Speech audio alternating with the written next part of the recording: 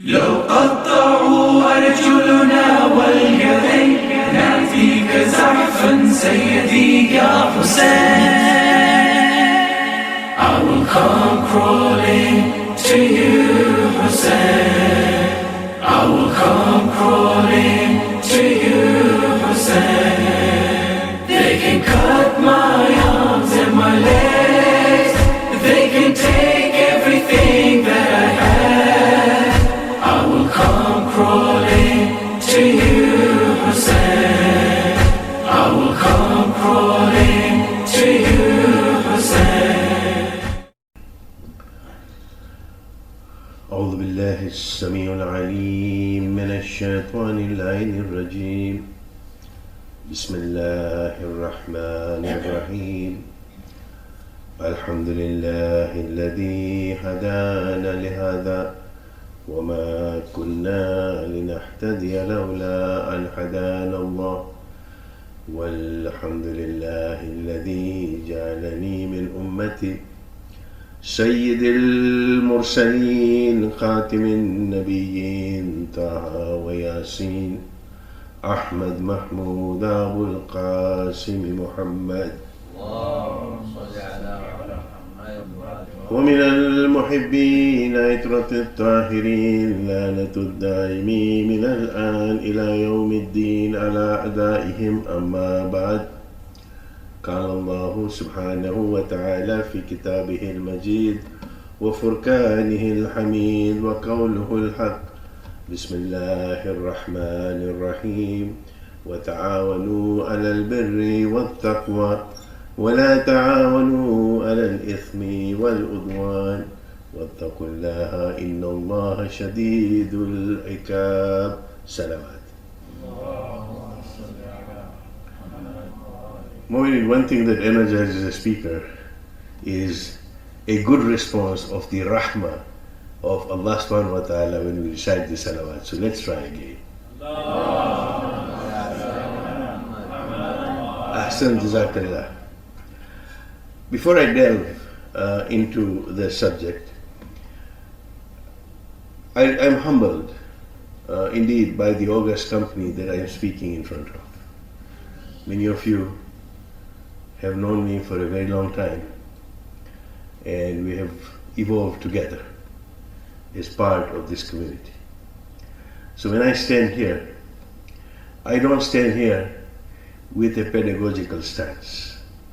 I stand here with the spirit of andragogy, that hopefully as adult learners we will learn from each other.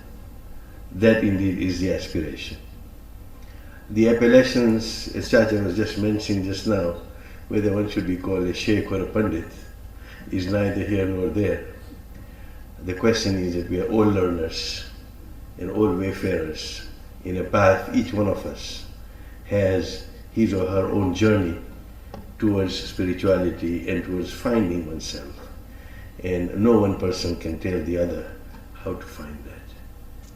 All I will do is, in these days that we are together, is to reflect on my personal journey, on some of the learnings that I've had, and indeed, as my dear friend Raza mentioned, that we are here and I'm here to learn as much as everybody else who is here. Salawat.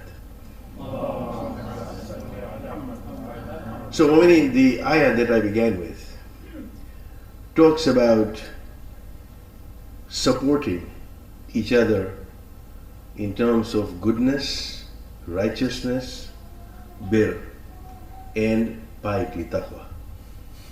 These two terms of bir and taqwa, on the one hand, when we talk about taqwa, it is a personal thing, it's personal development.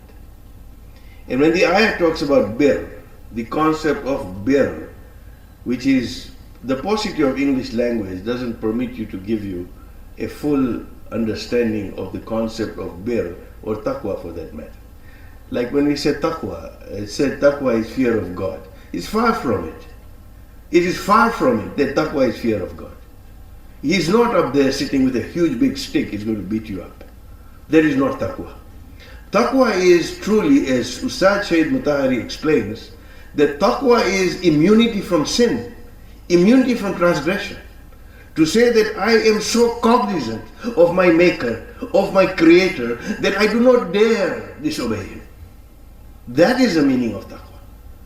And when we talk about bir, again, there are many ayah that talk about the concept of bir, the concept of righteousness. It is not just righteousness in the sense that we understand the word righteous, to say so and so is righteous. And then if you take it one step further, it becomes a negative, to say so and so is self-righteous. And that's not a very good thing. It's not, righteousness is not quite the meaning of bir. It is doing the right thing with goodness, with sincerity, with ikhlas, with total sincerity is the concept of bir.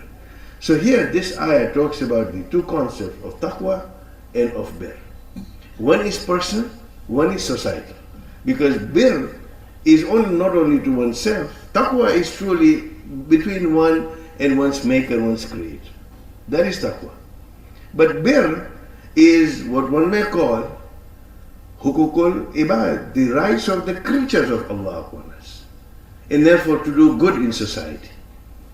To be of use to the makhluk, to the creation of Allah subhanahu wa ta'ala is something which is societal. Either in the same way, the ayah also goes on to say that do not help one another in sin and in aggression. Again, the concepts that are being used are ith and udwan. The idea of sin, again, it is something that is personal, to say that I disobeyed my Maker, which is personal. But when it comes to the concept of aggression, udwan, it could be to one's own self, but most importantly, it is also to be avoided within a society. So the ayah talks about the person as well as the society. And the reason I chose this particular verse of the Holy Quran was to give an umbrella message of saying that when we talk about any kind of personal development, we're talking about both personal development and the development of a society. If individuals within a society will not develop, there is no chance that a society will develop. And the whole idea of development, progression, change within a society means that the individuals within that society must make a change.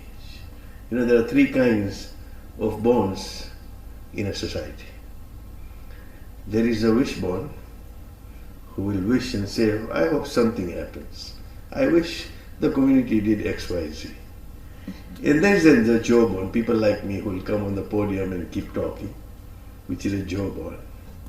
And then of course there are backbones within a society who will make that change, who will make a difference, who will go out, take the risks, and see that they do something about it. These are the backbones. And therefore, when it comes to development, and the whole subject is that can we as Muslims regain the glory, maybe if that's the right word to use, or to regain, more importantly, our moral authority as taught to us by the Holy Prophet of Islam sallallahu alaihi wasallam. That is the important thing to say, that means that we are now presupposing that we have lost it. When you say we want to regain something, we have lawyers sitting here. The argument is that when you say that we have lost something, we want to regain something, that means the presumption is that we have lost it. And in these days, perhaps I would like to be challenged to say, no, we have not lost it, or maybe we have lost it. And I think that is a discussion that needs to take place. So with that preamble, first I would like to begin by paying tribute, as we are blessed once again on this first night of Moharram, to pay tribute to the Lord of the Martyrs, Sayyid al-Shuhada. And here is a man on that afternoon in Karbala who stands alone on a sand dune. He's bleeding. He's wounded. There are many, many wounds on his body, but there are more wounds on his heart, when he has sacrificed his loved ones, his dear ones. He looks upon the sky and he seems to draw some kind of a strength from an unseen source. And what does he do? Like a muazzin, he calls out, Hal min nasirin yansurna. These are the words that continue to ring. What was he asking for? And do you know, it is recorded that he did not utter these words just once. He turned in 4 directions, and 4 times he said, Hal min nasirin yansurna. Is there a helper who will help me? Who was he calling out to? All the shuhada, those who were to give their sacrifice, had given their lives. All that was left were the women and children. And Imam Sajjad alayhi salam, who was unwell, were the only ones left. The rest were all enemies. Who was he calling out to? He had already tried the enemies. It is said that until the last minute, he continued and he said, if you don't believe in any religion, Imam Hussain says, then at least think like free men. He was talking about that hurriya of thought to say, think like free men as to what are you doing. So he had already talked to the enemy. So who was he calling out when he repeated this in 4 directions? He made sure that his call reverberated in every direction. Why? I submit to you, Mu'mineen, that Imam Hussain alayhi salam was calling out to Muslims of every generation and every land to help him, to convey this message. Mu'mineen, that is why we are here. That is why from New Zealand to Vancouver, all the way across from the land and not the ocean, there is Farsh Azad. There is Azadari being carried out. The sun used not to set on the British Empire, and now it does not set on the Azadari of Imam Hussain alayhi salam. Azadari begins in the morning, it continues. The sun does not set because it starts in New Zealand, ends in Vancouver. Every hour something is taking place for these 10 days. It is that answer to that call, Mu'mineen.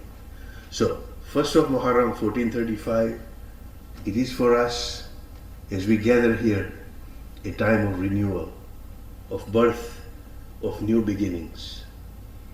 It is not celebrations, it's a time for mourning. It's 1374 years on, if my math serves me correctly.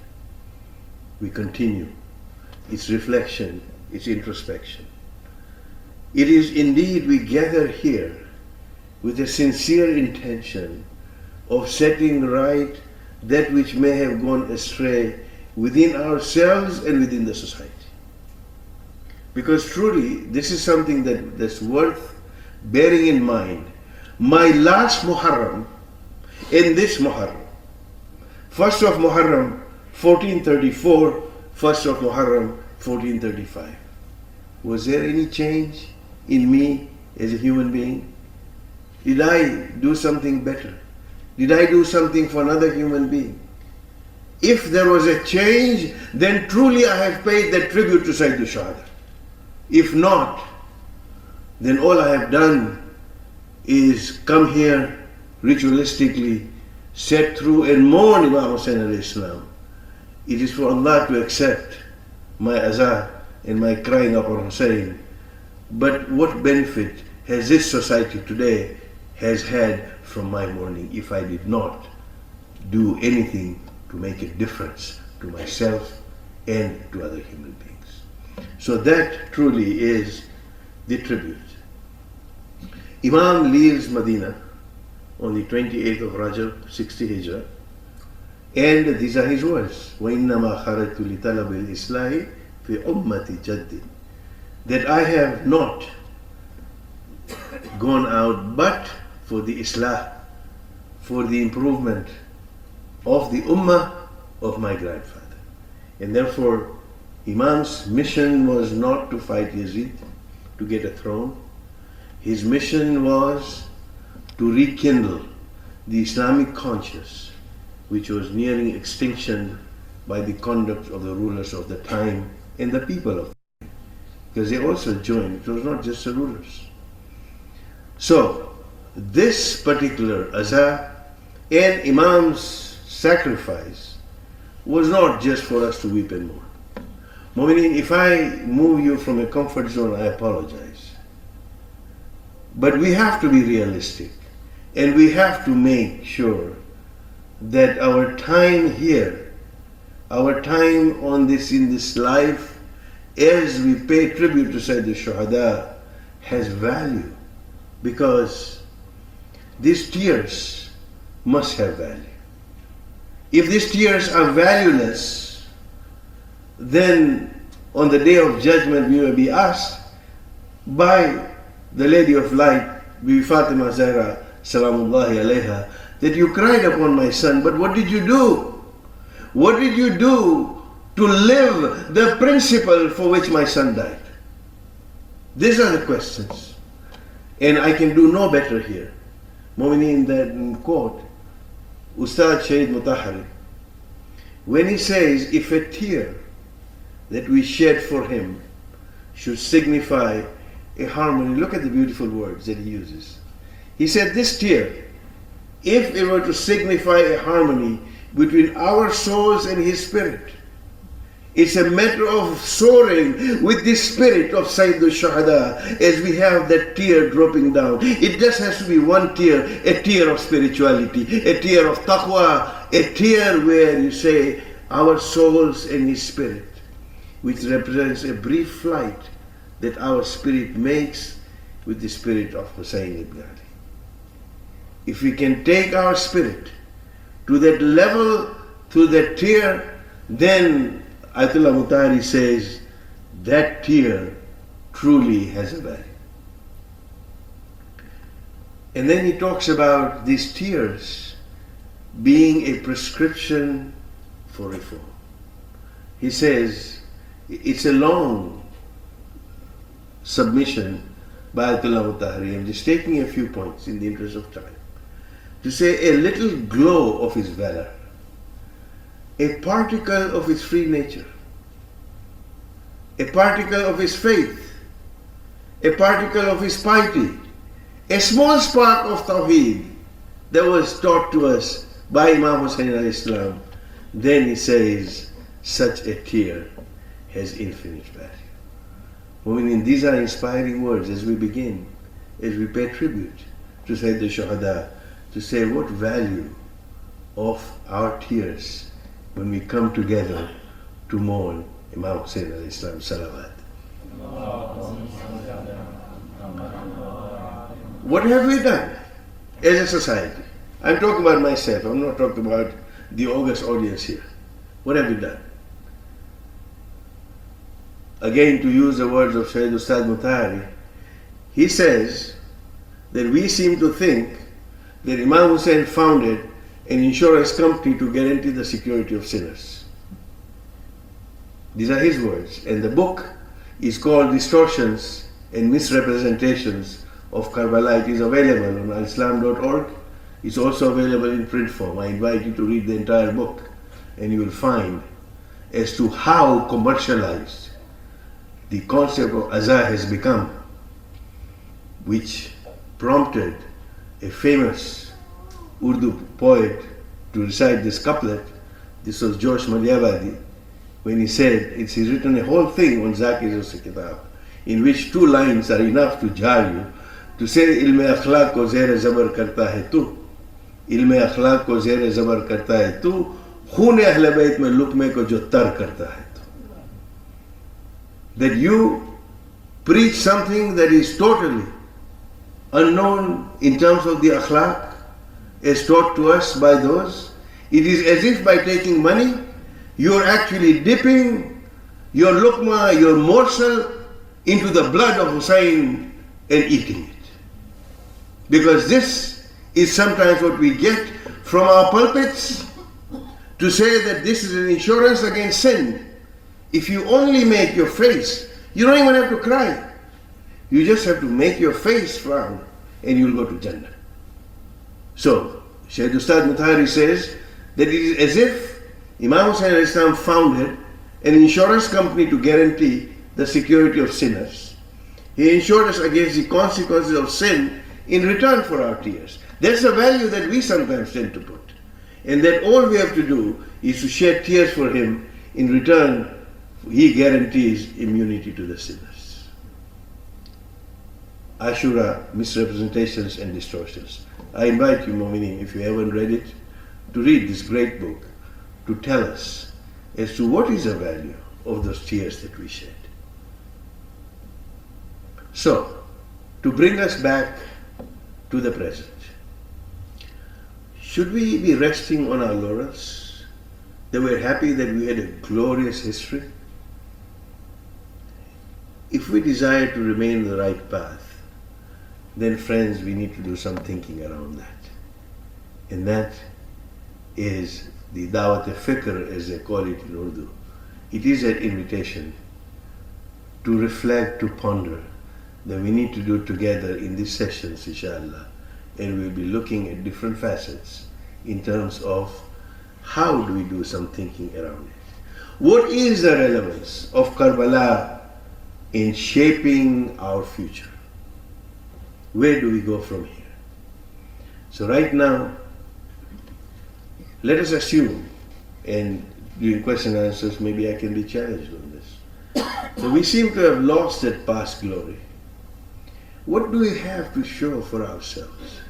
When you look at the lofty Medina society that we take as a role model, or we take the Khilafah of Ali ibn Abi Talib alayhi salam as the epitome of government, as to how he writes to Malik Ashtar and says, "Oh Malik, when you go out to Misr, you'll find two kinds of people.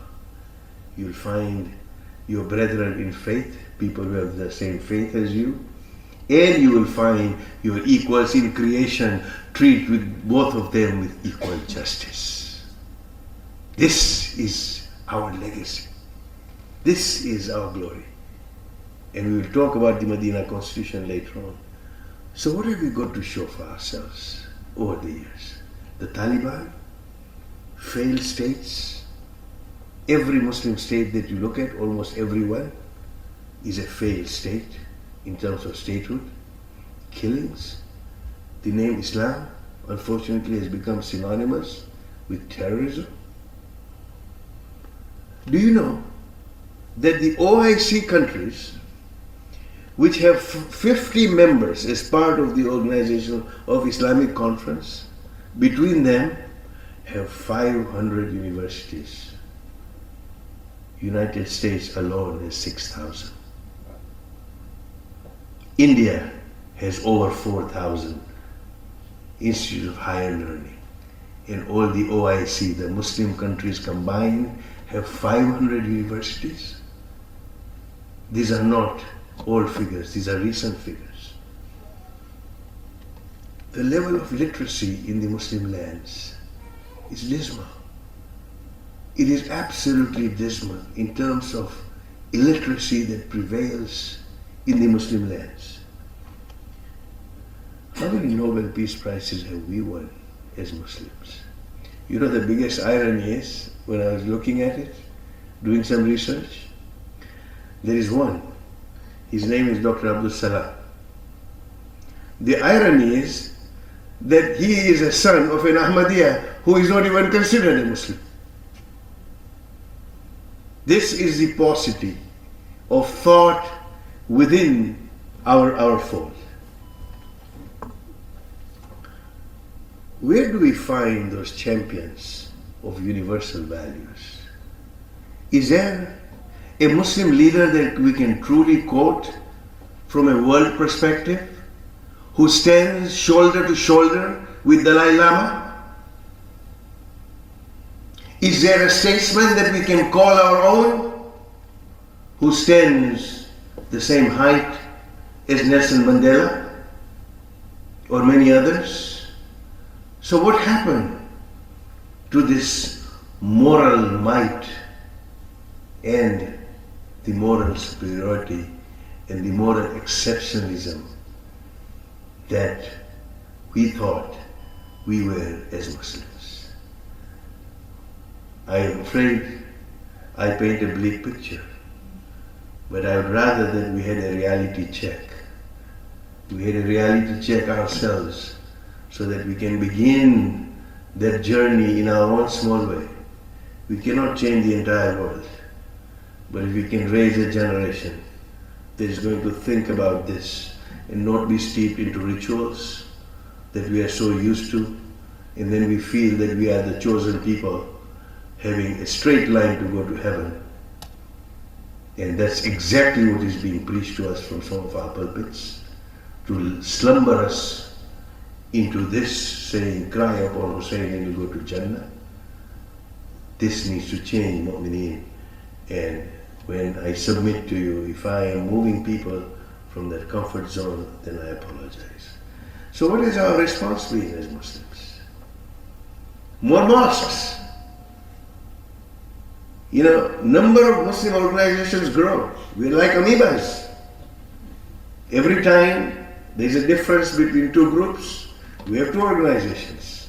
And then from there we have 4, and then 16, and so on and so forth. Allama Iqbal said it so well. When there was a masjid that was fallen, broken, attacked, and it fell in Lahore, what they did was they actually constructed that mosque in a night. They were so furious about somebody destroying a mosque that they banded together, the entire village, entire city came together and they built a mosque in the night. Commenting on that, looking at the state of the Muslim Ummah, Allama Iqbal said, Masjid to bana di shabbar mein, iman ki hararat walon ne. Those with a fervor in their faith build a mosque in the night. Masjid to bana di shabbar mein, iman ki hararat walon ne. Man apna purana papi hai barson mein namazi ban na sake. But the heart is sinful that they have not been able to prostrate in years. This indeed seems to be the plight of the Muslims. Why? Why? One may ask.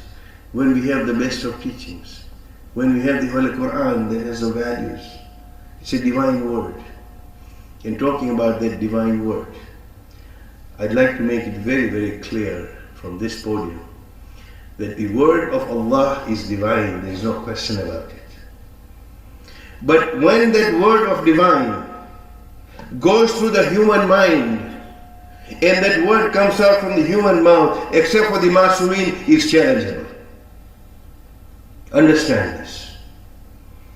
The word of God is divine, that is why we are here. When it comes to the human mind, it has the frailty of the human mind. However good that mind may be, it could be challenged. And therefore, when we have these fossilized issues of fiqh and other things, then it happens that we continue to remain fossilized because we say, well, this was derived from the Quran. But who derived it from the Quran? Bar the Masumin who are infallible. Anyone else who derives anything from the Quran can be subject to challenge. And this is the paucity of thought, of ijtihad that has been brought upon the Muslims, whereby we have stagnated and we are obsessing or on form or essence. Meaning that is the critical thing that needs to change within ourselves to say, Imam Hussain said to those people that if you don't follow any religion, at least think like free men. Imam is also telling us, let us think like free men and women. This is our call. We are human beings endowed with quwwa aqliya, with the faculty of intellect. And therefore, that intellect must be exercised. We know what we tend to do, and this is the reason for stagnation, is that we keep admiring the beautiful bottle of Chanel No. 5. Nice color, nicely packaged. But if you don't open that Chanel No. 5, how are you going to know what the scent is? To merely play with fiqh gymnastics and trying to create this whole edifice based on a framework alone without trying to understand the essence of prayers means that all we're doing is admiring the bottle and not smelling the scent, the beautiful scent of spirituality of our prayers. The Blessed Prophet was asked, what is more important than prayer? Indeed, we are told prayer is so very important, and it is. Salat is the cornerstone. Salat is the very basis of our faith. The Blessed Prophet was asked, what is more important than prayer? He said it is the spirit of prayer. The spirit of prayer, the essence of prayer. That while I know that I'm praying to a God when I pray, but if I don't understand Him as to who I'm praying to, then what is that prayer going to do to me except it becomes a ritual? Please do not misunderstand me. I'm not saying we do not pray. It is for Allah to accept. It is for Allah to accept. There was a great scholar who stands at the door of Jannah. And he's told, wait, we need to check your book. He said, but I'm a great scholar, what are you checking? I've done so many good things. I led prayers. So he was told, when you lead prayers, you know, when important people prayed behind you, your zikr and your kunut and your salam and your tashahud and everything became longer and longer and longer. You were trying to impress them, you impressed them. What are you seeking here? He said, but I wrote books. He said, yes, when you wrote your books, you were thinking that there will be 10 editions of these books. My name will stay behind. Well, 9th edition is being printed, and it's still the 10th will come. So you got your reward there. What are you looking for here? And he goes on enumerating thing after thing after thing. And for everyone, there was this lack of clues, as it were. And then finally said, isn't there anything that I can go through these doors? And he's told to say there is one act of yours that we liked, which was, he said, you know, when you write in your book, in those days people would write a book with a nib and a pen, no word processors for them. And he said, you put your nib into the ink pot, took it out, started writing, and you paused it just for a few moments because you saw a fly come and sit on the nib. And you said that I would allow this creature of God to quench its thirst. You paused just for a few moments. That is the act that we like, and for that you may have your reward to walk through those doors. Mu'mineen, it's the level of spirituality. So it's not just admiring the bottle of perfume. And then what has happened is that from the processors of ideas, we have become recyclers of ideas. In the time of Imam Jafar as-Sadiq alayhi salam, in the time of Imam Muhammad Baqir alayhi salam, there was this fountainhead of knowledge, of original thinking that emanated within the Muslims. And the Banu Abbas were busy with their political machinations, that the Aimma al-Muslim get this opportunity to pass this. And this is where some of the great scientists of the Muslim world who passed on to the rest of society come. What we have done is we continue to recycle the ideas of the past. And on the material front, we've just become consumers of the West. Not that I'm blaming the West has got some good things. And we become consumers of the technology. I stand here with this PowerPoint. A Muslim did not invent this, somebody in the West. And we have become consumers. So where is our originality? We have lost, as Muslims, our capacity to generate ideas which are more meaningful to our times. Where are those think tanks? 500 universities, what do you expect? Where are those academic institutions? What happens in Qum and Najaf? The focus is on fiqh. This is what we see. Yes, there are ulum, there is theology, there is philosophy. But a philosophy that happens in a silo without considering the international implications of the philosophy that you have is something that needs to be thought about. We are looking, as Nasruddin's famous anecdote goes, that Nasruddin, as we all know, had lost his pen and was looking for it. Where was he looking for it? He was looking for it in the bazaar. So somebody asked Mullah Nasruddin to say, "But Mullah, where did you lose your pen?" He said, "I lost it at home." He said, "Mullah, you lost your pen at home. Why are you looking for it in the bazaar?" Well, there is more light here. There is more light in the bazaar. We're looking for this in a different way. My friends, the idea of that culture of dependency and that pedagogy is something that is keeping us back. When I say the culture of dependency, I expect, as a Muslim, to have my mufti from Azhar and elsewhere to actually dictate to me what my life should be, rather than me thinking as a free human being to say, what is my goal, what is my role? And I reflect and I ponder upon it. This is the culture of dependency. You know, there was a little village, and a scholar goes to the village. And the scholar looks at the local imam there, and who is kind of just giving people totally wrong information and is totally confusing them. So he tells the village people to say, you have to get rid of this man. He's teaching you things which are hocus pocus. So the people go to the imam and says, well, this is a scholar. He said, oh yeah, let him come and let us have a debate. So they gather in this big place with the villagers. And the local imam says, you know, write the word donkey on the board there. So the scholar writes in beautiful calligraphy, donkey. And the imam draws a donkey and tells the village people to say, tell me, you know, who has explained to you a donkey better, me or this man? Well, the people could not read, so they saw a picture and said, no, you are the right person.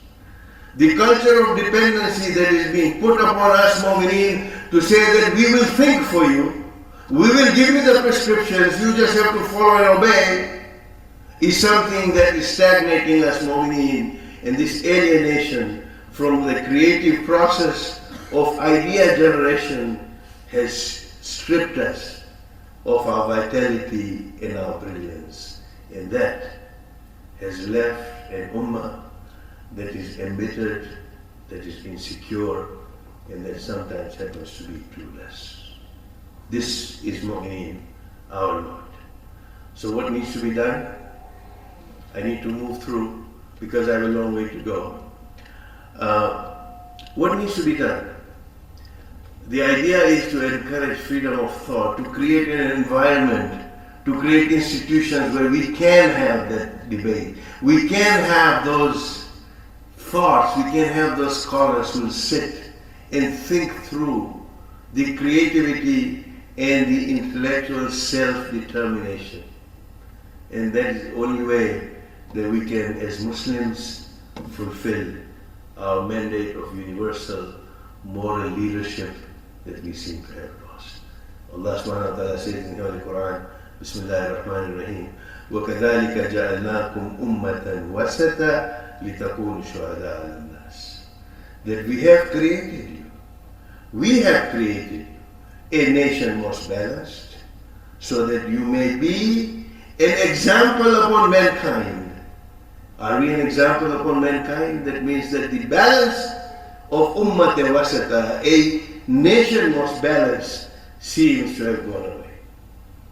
With that long preamble, for which I apologize, we come to the subject at hand.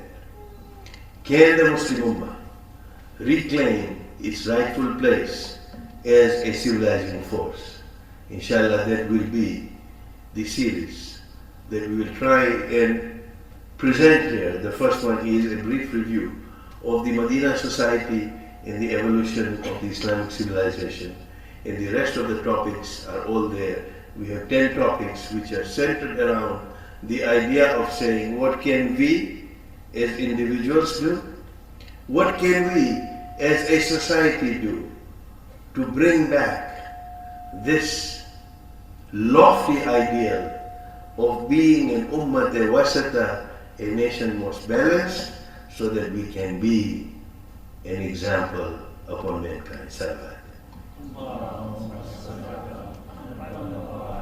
How can we fail in doing that when we have the Quran, which is a source of such inherent power that those who truly follow its teachings cannot be humiliated or defeated?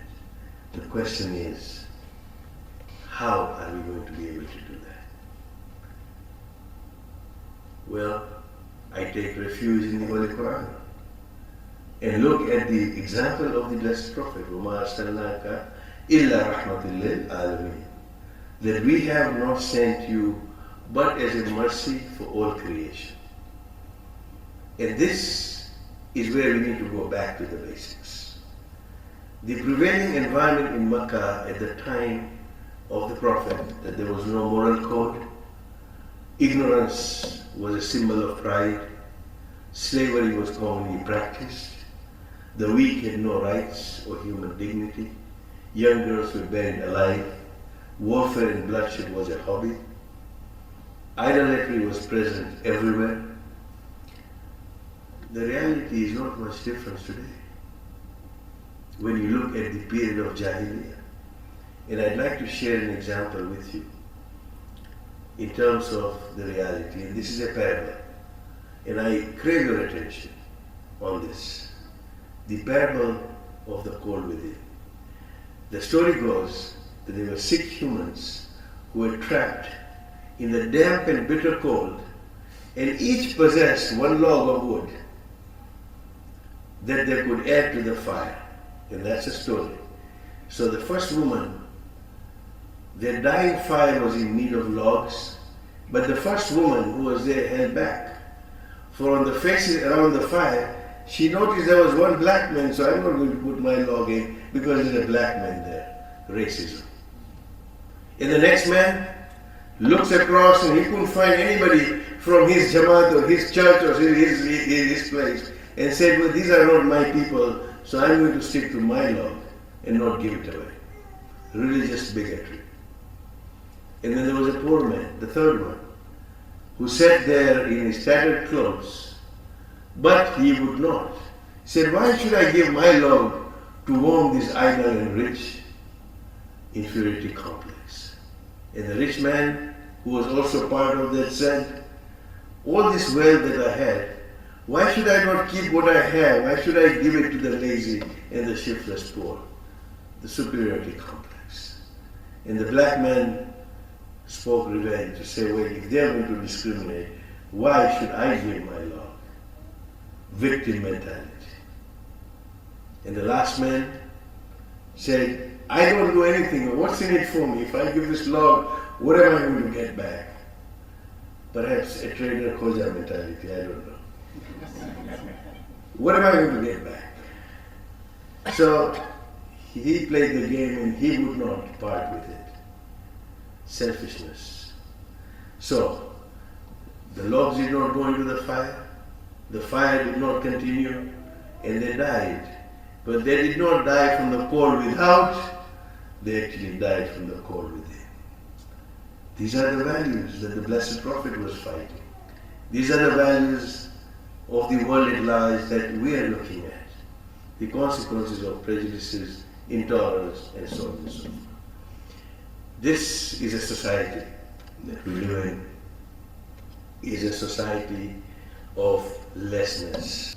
And I prepared this slide specifically at this point in the lecture, where to try and sort of wake up some minds, inshallah, so I hope I'll be able to do that. So we are a society of lessness. Our communication is wireless, our business is cashless, our telephones are codeless, our cooking is fireless, our youth are jobless, our religion is creedless, our food is fatless, our faith is godless, our labor is effortless, our conduct is worthless, our relations is loveless, our attitude is careless, our feelings are heartless, our politics are shameless, our education is valueless, Our follies are countless, our arguments are baseless, our commitments are aimless, our poor are voiceless, and our life sometimes becomes meaningless, and our existence is clueless. This is a society that we tend to live in, and what is needed is to take a lesson from the Blessed Prophet about this migration from this neo-Jahiliyyah. The idea was the concept of Jahiliyyah then. This is also neo-Jahiliyyah. And before we tell the rest of the world, we have got to create those champions in the form that was taught to us by the Blessed Prophet in the Ahlul Bayt alayhi wasallam, to say that just as the message of La ilaha illallah tilted the balance, it tilted the balance of tribal power. Those of you who may have seen the Message movie will vividly remember that Hazrat Bilal was on the ground. He was being beaten mercilessly by his past masters. And all he would say would be Ahad. Every time he was beaten, he would say Ahad, because it gave Hazrat Bilal that power to stand up to the masters, because he truly understood the value of La ilaha illallah, of obeying this one and no other authority except the authority of Allah subhanahu wa ta'ala. I mean, that was a balance that the Blessed Prophet changed. When the parents of Ammar, Yasir and Sumayya, find that the idol that's resting on the mantelpiece falls down and breaks, they perceive that a God that cannot even save itself cannot save me. It became a change in the thinking, and unfortunately Makkah could not really digest this tilting of the balance, and hence the visage of the Blessed Prophet in Medina at the time of Hijrah. And I'd like to end on this note. Inshallah, we will continue. We will continue. That when the Blessed Prophet comes to Medina, what was the message? What did he find? Of course, he had brought the Muhajirs with him, who had left everything behind. All some of them had were the clothes on their back. They believed in the Blessed Prophet, they came with him. And you had the Ansar, who were in Medina, who invited them. Some of them were wealthy, not everybody was wealthy. And then you had the Jews, who were wealthy traders, and they were a little anxious about the Prophet. And they were pagans in Medina. They were indifferent, but they were questioning their own beliefs. This is where the Blessed Prophet comes. And here, Mu'mineen, is a lesson to learn from the Blessed Prophet when he comes to Medina, that he now illustrates a relationship between revelation and a constitution. You know, you have people who use both, Muslims, Christians, you name it. They use the idea of power as a divinely appointed power to rule in order to control the masses. The Blessed Prophet showed otherwise. In Medina he comes, and he could have used his status as Rasulullah as a basis to legitimize his rule of Medina and disregard the consent of the non-Muslims in accepting him as a leader in Medina, because he was powerful. He could do it. He did not. What did he do? I don't know how many of you have had the opportunity of reading the very first constitution, the first written constitution. This was the constitution of Medina. That the Blessed Prophet, there are 47 to 52 items in that constitution. This, he chose to act in a spirit of democracy, and the document was agreed upon by people of diverse backgrounds. How many times have we heard Muslim rulers quote the constitution of Medina as brought to us by the Blessed Prophet? With that constitution, the Blessed Prophet establishes what he calls a community of believers, the Ummat al-Mu'mineen, and then he also recognizes others. For example, the Jewish tribe living in Medina, granting each tribe and enshrining that constitution, that each tribe had a right to be in one community with the believers. At the same time, they could keep their beliefs and their customs and whatever else, as long as they were loyal to the state. This is the city-state of Medina. It is a model of pluralistic society in practice. It had civil rights and responsibilities. The Blessed Prophet respected diversity, the freedom of speech and religion, elimination of prejudice, and governance through consultation and inclusiveness. Which of the Muslim lands have some water, please? This Mu'mineen is the city-state of Medina, which is an inspiring example of the democratic, the tolerant, compassionate government. Where is that lofty moral standard that we have, which modern society can learn from? Meaning that modern society can learn the virtues of compassion, mercy, justice, equality, tolerance, and all those good things. Indeed, if we can do this, that was the fulfillment of the mission of the Blessed Prophet. I'll end just with this. Inshallah, we'll continue. Tonight, we remember the party of Imam Hasnain al-Islam in that city, that very city of Medina that we are talking about. Imam leaves Medina. It is that he must have been pondering about the streets when Imam Hassan and Imam Hasnain al-Islam played on those very streets. These were the places where they may have held the hand of their grandfather and perhaps walked to the mosque of Medina or around Medina. This was the Medina that Imam Hasnain al-Islam was leaving because he refused Walid's request for the oath of allegiance. The parting with the family was a very tragic parting. We hear of the accounts of baby Ali Asghar, who was also to be taken with the rest of the family and with his elder sister Fatima Sughra. And the conversation is hard to repeat perhaps, but the baby would not leave the elder sister. And finally Imam says something in the ear of the infant, and the infant immediately moves and comes to Imam Hasnain al-Islam, perhaps saying that I too am ready for that sacrifice. Mu'mineen, we talk about Medina and we talk about the Blessed Prophet. It reminds me of one personality in Karbala who looked so very much like the Blessed Prophet. Indeed, the people of Medina would say that leave Ali Akbar behind, because every time we wanted to see or we wanted to remember the Prophet, we would look upon Ali Akbar because he looked so familiar, so much alike his grandfather.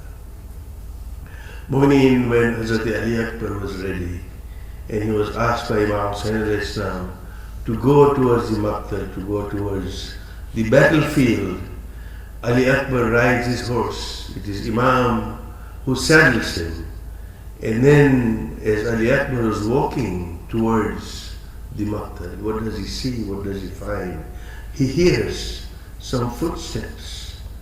He hears some footsteps following him. As he looks back, what does he see? He sees his old father following him with, as if a Haji is following his Qurbani, his sacrifice, going behind Hazrat Ali Akbar. And when Ali Akbar says, oh father, it was you who commanded me to go for jihad. It is my duty, it is wajib.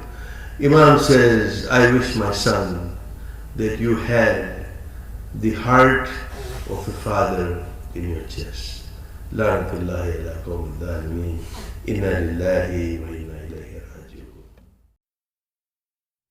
لو قطعوا أرجلنا واليدين نأتيك زحفا سيدي يا حسين. I will come crawling to you, Hussein. I will come crawling to you, Hussein.